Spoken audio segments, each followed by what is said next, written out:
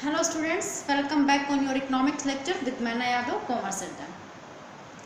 On our last video, we have to discuss about the topic of excess demand, reason and impact, deficit demand, reason and impact.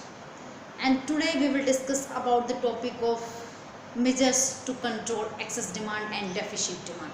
जब demand बहुत ज़्यादा हो जाती है supply के comparison, output या production के कंपैरिजन, और या फिर डिमांड बहुत कम हो जाती है हमारी सप्लाई के अकॉर्डिंग, ठीक है, या आउटपुट के कंपैरिजन, तो उसको हम किस तरीके से कंट्रोल करेंगे, आज हमने इस चैप्टर में, इस लेक्चर में यही रीड आउट करना है। ठीक है, जब डिमांड बहुत एक्सेस हो जाए या फिर डिमांड बहुत डेफिशिट हो जाए, बहुत कम हो जाए, तो उस कंडीशंस में हम उसको कंट्रोल करने के लिए कौन से मेजर्स करेंगे, कौन से उपाय करेंगे। ठीक है, आज हमने वही देखना है इस वीडियो के अंदर। चलिए हम बिना वेस्ट के वेट स्टार्ट करते हैं। ठीक है, चलिए, measures to control excess demand. Excess demand को कंट्रोल करने के क्या क्या मेजर्स हैं, क्या क्या उपाय हैं, देखिए। फर्स्ट है physical policy and second one is the monetary policy. Physical policy and monetary policy. Physical policy किसके द्वारा किया जाएगा? By government. जो फिजिकल पॉलिसी जो अप्लाई की जाएगी वो कौन करेगा? Government. Government physical policy apply करके एक्सेस डिमांड और डेफिशिट डिमांड को कंट्रोल कर लेती है। ठीक है, and our central bank means RBI monetary policy apply करके, जो हमारा सेंट्रल बैंक है, जो आरबीआई है, वो मॉनेटरी पॉलिसी अप्लाई करके डेफिशिट डिमांड और एक्सेस डिमांड, दोनों डिमांड की कंडीशन को कंट्रोल कर सकते हैं। ठीक है, चलिए, तो सबसे पहले हम पढ़ते हैं physical policy. Physical policy by government. Government क्या करेगी, क्या देखेगा? Decrease in government spending. Government जो एक्सपेंडिचर्स करती थी, स्टूडेंट्स ये वाली वीडियो देखने से पहले जो लास्ट वाली वीडियो है वो देखना बहुत ज़रूरी है कि एक्सेस डिमांड की कंडीशन क्रिएट होने से कौन सी सिचुएशन क्रिएट होती है, या फिर डेफिशिट डिमांड की वजह से कौन सी सिचुएशन क्रिएट होती है। ठीक है, क्लियर है? और ये सारे कौन से इंस्ट्रूमेंट्स हैं? ये सारे वो इंस्ट्रूमेंट्स हैं जो हमने बैंक के अंदर पढ़े हैं। समझ में आ रही बात? मनी बैंक के अंदर, जो हमारा बैंकिंग वाला चैप्टर है उसके अंदर जो आरबीआई की क्वालिटी एंड क्वांटिटेटिव इंस्ट्रूमेंट्स थे, वो सभी के सभी यहाँ पे हैं। उनको भी हमने अप्लाई करना है एक्सेस डिमांड और डेफिशिट डिमांड की कंडीशंस को कंट्रोल करने के लिए। तो सबसे पहले physical policy applied by government. क्या करेगी फिजिकल पॉलिसी में गवर्नमेंट? सबसे पहले करेगी डिक्रीज इन गवर्नमेंट स्पेंडिंग। जो गवर्नमेंट के स्पेंडिंग्स हैं, जो गवर्नमेंट के एक्सपेंडिचर्स हैं, मतलब हमने बताया था कि जब एक्सेस डिमांड की कंडीशन क्रिएट होती है तो उनको हमने कंट्रोल करना है, मतलब ठीक करना है, अपोजिट कर देना है ना। एक्सेस डिमांड क्यों क्रिएट हुई थी? गवर्नमेंट के स्पेंडिंग की वजह से, गवर्नमेंट के एक्सपेंडिचर्स की वजह से। गवर्नमेंट ने अपने एक्सपेंडिचर्स बहुत ज़्यादा कर दिए थे, जिससे वेजेस लोगों को मिली, मजदूरों को, और वेजेस की वजह से उनके पास पैसा आया, पैसा उन्होंने इकोनॉमी में क्या किया? गुड्स एंड सर्विसेज को परचेज करने में लगा दिया। ठीक है, इसकी वजह से डिमांड क्या होगी थी? इंक्रीज होगी थी। अब अगर गवर्नमेंट अपने एक्सपेंडिचर्स को, अपने स्पेंडिंग को अगर डिक्रीज कर देती है, कम कर देती है, कौन से एक्सपेंडिचर्स कहाँ करती है वो?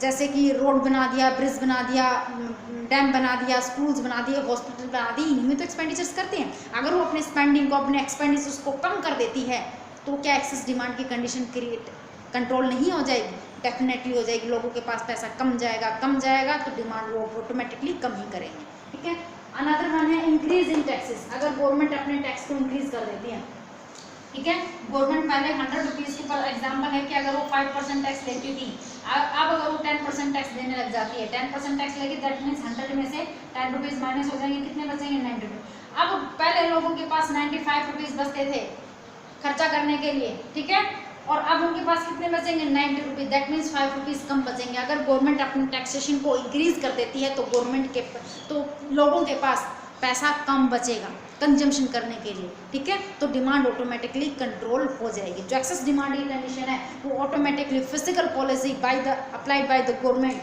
Decrease in government spending and increase in taxes, दोनों तरीके से एक्सेस डिमांड की कंडीशन कंट्रोल हो सकती है। ठीक है, चलिए अब हम देखते हैं our monetary policy applied by RBI और सेंट्रल बैंक। ठीक है, सेंट्रल बैंक दो तरीके की मॉनेटरी पॉलिसी है वो अप्लाई करती है। फर्स्ट है our quantitative instruments and qualitative instruments. Quantitative instruments and qualitative instruments. जो क्वांटिटेटिव इंस्ट्रूमेंट्स होते हैं उसमें हम पैसे की अमाउंट तो चेंज करते ही करते हैं, डायरेक्शन भी चेंज करते हैं। ठीक है, डायरेक्शन तो चेंज करेंगे, अमाउंट भी चेंज कर देते हैं। बट जो हमारी क्वालिटेटिव इंस्ट्रूमेंट्स थे, ठीक है, उनमें हम सिर्फ और सिर्फ डायरेक्शन चेंज करते हैं। ठीक है, यहाँ का पैसा सिर्फ वहाँ लगा दिया, वहाँ का पैसा यहाँ लगा दिया, सिर्फ डायरेक्शन। यहाँ पर अमाउंट के साथ साथ, मनी के साथ साथ डायरेक्शन भी चेंज होगी, यहाँ सिर्फ और सिर्फ डायरेक्शन चेंज होगी।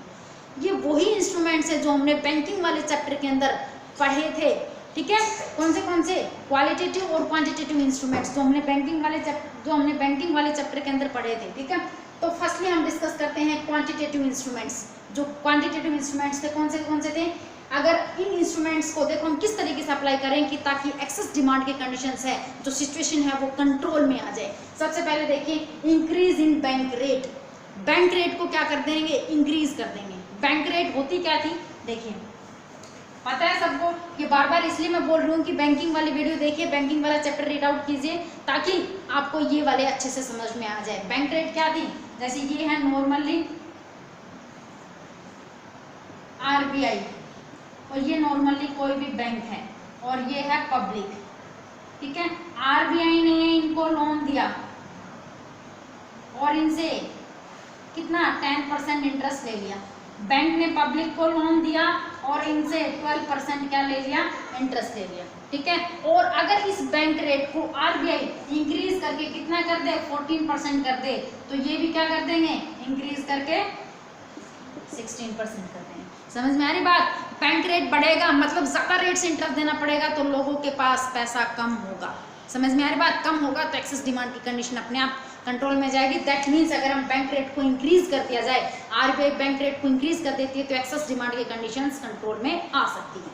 अगर देखिए sale of securities, purchasing and selling का काम किसका है, आरबीआई का। जो गवर्नमेंट की सिक्योरिटीज है उनका परचेज करना एंड सेल करना कौन करता है, आरबीआई करता है, ठीक है। अगर इकोनॉमी के अंदर पहले से एक्सेस डिमांड की कंडीशंस है, मतलब डिमांड बहुत ज्यादा है, ठीक है, तो उसको कंट्रोल करने के लिए क्या करेगा, आरबीआई गवर्नमेंट की सिक्योरिटीज को परचेज करेगा या सेल करेगा। ऑब्वियसली बात है सेल करेगा, लोग उसको परचेज करेंगे या किसी बैंक को परचेज कर दिया। सपोज किसी की सिक्योरिटी आरबीआई ने किसी बैंक को दे दिया, बैंक के पास जो पैसा था वो सारा का सारा कहाँ चला जाएगा, आरबीआई के पास। क्यों, क्योंकि बैंक ने क्या खरीद ली, सिक्योरिटीज। समझ में आ रही बात। तो बैंक के पास पैसा बचेगा ही नहीं, ठीक है। तो इकोनॉमी के अंदर अपने आप पैसा कम हो जाएगा, ठीक है। कम पैसा होगा तो डिमांड भी कम होगी। अगला है इंक्रीज इन LRR, liquid reserve ratio, legal reserve ratio जिसको हम बोलते हैं। CRR और SLR जिसके अंदर आते हैं। लीगल रिजर्व रेशियो को अगर इंक्रीज कर दिया जाए, ठीक है, लीगल रिजर्व रेशियो को अगर इंक्रीज कर दिया जाएगा तो एक्सेस डिमांड की कंडीशन कंट्रोल हो सकती है या नहीं हो सकती। ऑब्वियसली बात है लिगल रिजर्व रेशियो अगर हमने दोनों बढ़ा देते हैं, ठीक है, तो दोनों बनाने से क्या होगा, या तो बैंक अपने पास ज़्यादा अमाउंट रखेंगे या फिर एज ए लिक्विड के रूप में अपने पास ज़्यादा रखेंगे या फिर कैश रिजर्व के रूप में बैंक में ज़्यादा डिपॉजिट कराएंगे, ठीक है। अपनी टोटल डिपॉजिट्स का, टोटल अमाउंट का, टोटल डिपॉजिट का कुछ पैसा अपने पास ज़्यादा परसेंटेज से रख लेंगे, कुछ ज़्यादा पैसा आरबीआई के पास डिपॉजिट करा देंगे एज ए कैश रिजर्व, ठीक है। तो LRR को भी अगर वो इंक्रीज कर देते हैं तब भी इकोनॉमी के अंदर एक्सेस डिमांड की कंडीशन को कंट्रोल किया जा सकता है with the help of quantitative instruments. समझ में आया। क्वांटिटेटिव इंस्ट्रूमेंट्स अगर हम आरबीआई को बैंक रेट को इंक्रीज कर दें, सिक्योरिटीज को सेल कर दें और LRR की रेट को इंक्रीज कर दें, तो क्या होगा, इकोनॉमी के अंदर एक्सेस डिमांड की कंडीशन कंट्रोल हो सकती है। अब हम बात करते हैं मॉनेटरी पॉलिसी के अंदर क्वालिटेटिव इंस्ट्रूमेंट्स की बात करते हैं। क्वालिटेटिव इंस्ट्रूमेंट्स, ठीक है। सबसे पहला है इंक्रीज इन मार्जिन। जो हमारा मार्जिन था, मार्जिन का मतलब है कि अगर गवर्नमेंट नॉर्मल लोगों को लोन देती है, ठीक है, अगर बैंक लोन देती है, ठीक है, या फिर आरबीआई ने बैंक को दिया, बैंक ने लोगों को दिया, जो मार्जिन था लोन लेने के लिए पहले 100 रुपीज़ के लिए पहले उनको कितना 20 रुपये as a margin. That means अगर किसी ने 100 रुपीज़ 100 रुपये की सिक्योरिटी एज ए सिक्योरिटी, जो सिक्योरिटी पता है ना आपको कि 100 रुपये की सिक्योरिटी, जैसे 80 रुपये की सिक्योरिटी के लिए 80 रुपये के लोन के लिए 20 रुपये, 100 रुपीज़ की सिक्योरिटी बैंक के पास डिपॉजिट करानी पड़ेगी। दैट मीन्स 100 रुपीज़ का मटेरियल बैंक के पास डिपॉजिट होगा, तब जाकर के बैंक 80 रुपये का लोन आपको देगा। दैट मीन्स जो 20 रुपये है वो किसके अंदर, मार्जिन के अंदर, सिक्योरिटी के अंदर चले गए, ठीक है। अगर इस रेट को इंक्रीज कर दिया जाता है, बढ़ा दिया जाता है, ठीक है, अब अगर क्या करेंगे हम यहाँ पर 20 की बजाय 100 रुपये के बदले में 60 रुपये दिए जाए, अगर 40 रुपये एज ए मार्जिन के लिए रख लिए जाए, ठीक है। 100 रुपये के बदले में 100 रुपये की सिक्योरिटी रख ली और 60 रुपये दे दी जाए 40 रुपये मार्जिन के लिए। अगर सिक्योरिटी मार्जिन रेट बढ़ा दिया जाए तो लोग क्या करेंगे, अरे नहीं, इससे अच्छा तो लोन लेना ही बंद कर देते हैं। लोन लेना बंद करेंगे क्योंकि सिक्योरिटी बहुत ज़्यादा, मार्जिन बहुत ज़्यादा रखने लग गए बैंक, ठीक है। अगर वो मार्जिन रेट बढ़ जाएगी तो लोग लोन लेना ऑटोमेटिकली कम कर देंगे। कम करेंगे तो इकोनॉमी के अंदर पैसा कम हो जाएगा और डिमांड भी कम हो जाएगी, ठीक है। डिस्करेज लेंडिंग, डिस्करेज लेंडिंग का मतलब है कि अगर बैंक ही, आरबीआई ने बैंकों को लोन नहीं दिया और बैंकों ने पब्लिक को लोन नहीं दिया, लोन ही ना दे तो क्या होगा, लोन ही नहीं देगी तो लोगों के पास पैसा नहीं हुआ, पैसा नहीं हुआ तो डिमांड नहीं है, ठीक है। अगला है क्रेडिट रॉशनिंग। क्रेडिट रॉशनिंग का मतलब होता है जो कोटा हम फिक्स कर देते हैं कि इतना पैसा एजुकेशन में जाएगा, इतना पैसा एग्रीकल्चर में जाएगा, इतना पैसा इंडस्ट्री को दे दिया जाएगा, ठीक है। अगर वो रोशनिंग, जो क्रेडिट रोशनिंग अगर फिक्स कर देते हैं कि सिर्फ और सिर्फ इंडस्ट्री को 20% ही मिलेगा, इससे ज़्यादा नहीं मिलेगा, तो दैट मीन्स 20% से ज़्यादा इंडस्ट्री को लोन नहीं मिल सकता है, ठीक है, चाहे कितनी ही ज़्यादा नीड क्यों ना हो। तो पैसा कंट्रोल हो गया ना, हमने कोटा फिक्स कर दिया कि इससे ज़्यादा आपको नहीं, जैसे पॉकेट मनी फिक्स कर दिया कि आपको हर महीने सिर्फ 2000 रुपये मिलेंगे, इससे ज़्यादा नहीं मिलेंगे, ठीक है। तो आप फालतू खर्च कर ही नहीं पाओगे, सिर्फ 2000 तक ही खर्च कर पाओगे, समझे आप बात। तो क्रेडिट रॉशनिंग का मतलब होता है कि बैंक अगर लोन का कोटा फिक्स कर देते हैं, आरबीआई कोटा फिक्स कर देते हैं कि इंडस्ट्री को इतना लोन देना है, एग्रीकल्चर को इतना, एजुकेशन को इतना, डिफेंस को इतना, तो इस तरीके से, ठीक है। तो ये सारे point quantitative and qualitative instruments apply करके आरबीआई, ठीक है, एक्सेस डिमांड की कंडीशन को कंट्रोल कर सकते हैं। समझ में आया? आई थिंक ये तो था एक्सेस डिमांड की कंडीशन को कंट्रोल करना। अगर इसी में हम कहें कि डेफिशिट डिमांड की कंडीशन को कैसे कंट्रोल किया जा सकता है, तो सिर्फ हमने चेंज करना है, अपोजिट कर देना है, ठीक है। यहाँ पर अगर हम एक्सेस की जगह पर क्या लिखते हैं, डेफिशिएंट, डेफिशिएंट, ठीक है। यहाँ देखो, यहाँ डिक्रीज था गवर्नमेंट एक्सपेंडिचर, यहाँ इंक्रीज, ठीक है।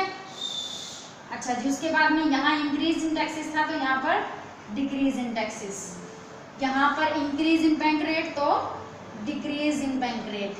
Cell of security, that means purchase of security. Increase in LRR, that means decrease in LRR, ठीक है। Increase in margin, that means decrease in margin. Discourage lending मतलब क्या होता है, लोन देना स्टार्ट कर देंगे, ठीक है। डिस्करेज लैंडिंग का मतलब था कि अगर लोन ना दे, अगर इसको विड्रॉ करा दे, अगर हम इसको हम कहें कि विड्रॉ, विड्रॉ का मतलब है कि अगर वो पैसा देना स्टार्ट कर दे, लोन दो, जिसको जितना चाहिए उतना लोन दे दो, ठीक है। अच्छा जी, उसके बाद में है क्रेडिट रॉशनिंग का मतलब है कोटा ही फिक्स ना करें, जिस पर्सन को जितनी ज़्यादा पैसे की ज़रूरत है उतना लोन उसको मिल सकता है, पैसा होएगा तो अपने आप डेफिशिट डिमांड की कंडीशन कंट्रोल हो जाएगी। समझ में आ रही बात? तो एक ही चार्ट के अंदर हमने access demand and deficit demand दोनों की कंडीशन को कंट्रोल करने के मेजरमेंट हमने आपको समझा दी। एक्सेस के अच्छे से समझा दिए, डेफिशिट डिमांड के बिल्कुल अपोजिट कर दो उसमें, समझ में, ठीक है। तो आई थिंक आप लोगों को समझ में आया होगा कि excess demand and deficit demand को किस तरीके से कंट्रोल किया जा सकता है by help of physical policy and the money. आज की वीडियो में इतना ही, कल मिलते हैं अनदर वीडियो के साथ में, तब तक के लिए थैंक यू।